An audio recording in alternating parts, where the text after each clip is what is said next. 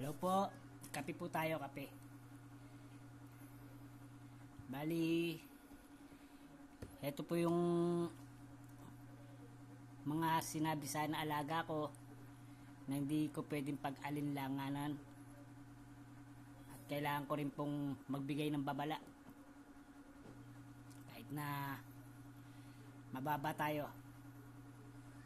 Pero ang laki po ng tungkulin natin sa iba. Pero itong mga taong to, meron kasi kung saan manggaling kasi nga may iba dito katunggali ko eh. O may galit sa akin. Bali, dalawang senator ang nanganganib. Ngayong taon na to malalaking pangalan to. Malaking pangalan.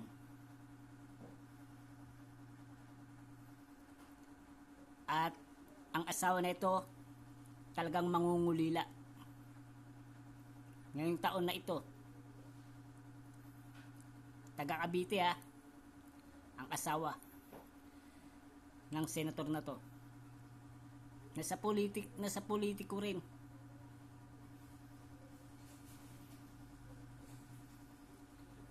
At merong mga mabubunyag na revelasyon, politiko at artista,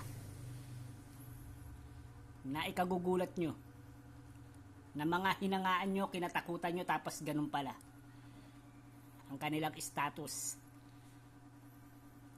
ng kanilang ng kanilang yung sikreto. Kasi Bulgaran Bulgaran, hindi pa rin matapos-tapos yung Bulgaran na yan na hindi mo alam kung may katotohanan. Hindi mo alam kung saan ka. Mas maganda kung wala kang magawa, huwag ka na rin magko-comment.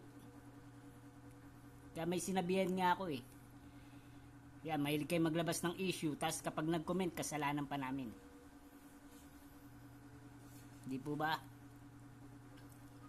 Bale, ito ay binulong sa akin ng mga alaga ko to. Nasa sa inyo po yan kung maniniwala kayo o hindi. Pero hindi ko po kailangan ng opinion nyo. Ang gusto ko lang po, magkaroon ng babala or masabihan sila, makarating. Dahil sila naman po nakakaalam yan. Kung ano ang estado ng nila. Ng sarili nila sa kalusugan. Una-una sa health, sa hanap buhay, estado ng pamilya nila. Tapos meron isang sikat na host. Ngayong taon din to.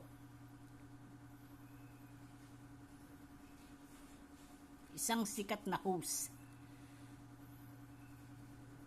Talagang to, may ambag sa mga industriya to. Na may asawa rin siyang senator. At ang asawa nito talagang may mga rin. Kasama ito sa may dalawang senator na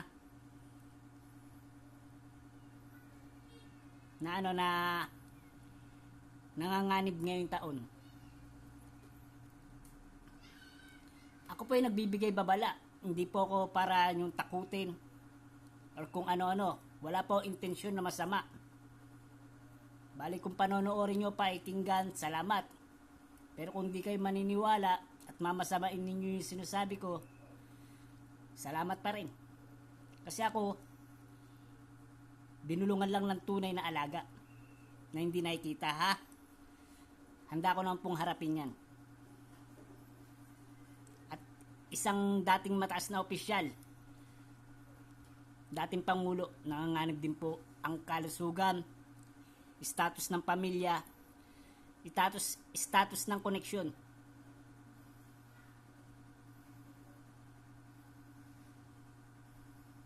At isang matandang aktres,